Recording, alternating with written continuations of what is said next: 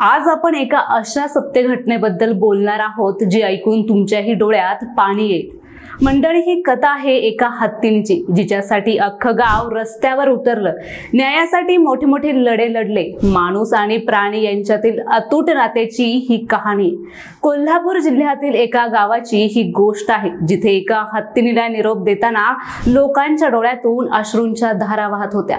33 वर्षांचं नातं एका क्षणात तुटलं आणि या हत्तीला तिच्या गावाला कायमचं सोडावं लागलं।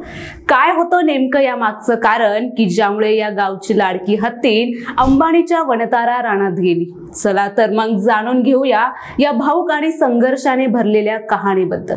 नमस्कार, मी प्रतीक्षा, तुम्ही पाहताय पुणे प्राईम न्यूज।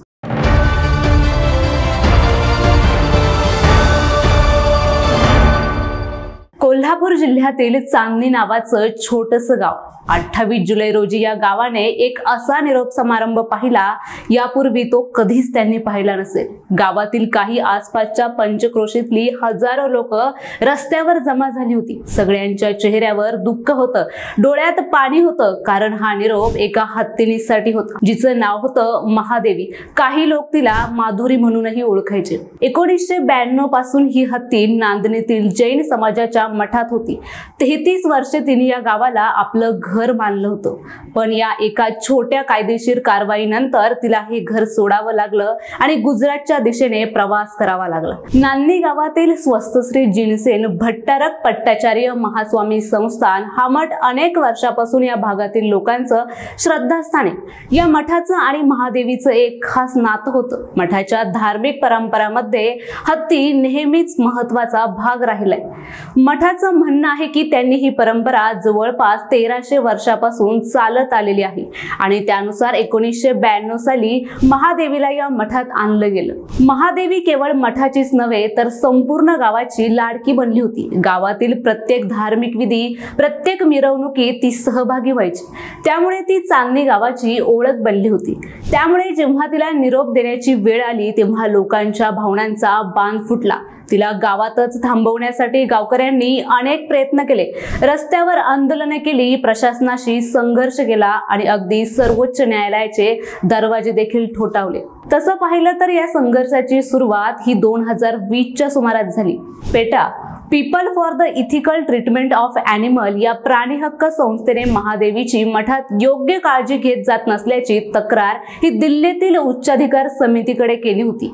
डिसेंबर 2023 मध्ये या समितीने महाराष्ट्राच्या वन विभागाला महादेवीला गुजरातमध्ये अंबानींच्या वनताराच्या राधाकृष्ण टेम्पल एलिफंट वेलफेअर ट्रस्टकडे हस्तांतरित करण्याची सूचना केली। या आदेशाला आव्हान देत नांदणीच्या मठाने मुंबई उच्च न्यायालयात याचिका दाखल केली आणि त्या न्यायालयाने सुरुवातीला हत्तीला हलवण्याला स्थगिती दिली।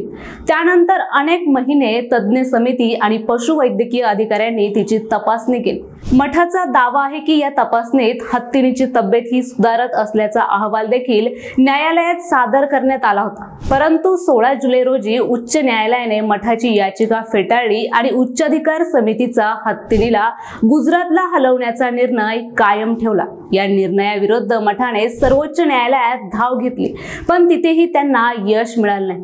अखेर 28 जुलै रोजी सर्वोच्च न्यायालयाने उच्च न्यायालयाचा निर्णय हा अपहेल्ड केला आणि त्यानंतर काही तासांतच महादेवीला गुजरातला वनतारात हलवण्यात आलं। ज्या हत्तीसोबत गावकऱ्यांचं 33 वर्षांचं भावनिक नातं होतं, तिला अखेर तिच्या घरातून दूर जावं लागलं। ज्या गावाने तिला आपल्या कुटुंबाचं भाग मानलं होतं त्या गावाला ती कायमची सोडून गेली। मित्रांनो, ही होती नांदणीच्या महादेवी हत्तीची हृदयद्रावक कहाणी। एका निष्पाप प्राण्यासाठी एका गावाने केलेला संघर्ष आणि त्या संघर्षाला आलेलं अपयश खरंच खूप दुःखदायक आहे।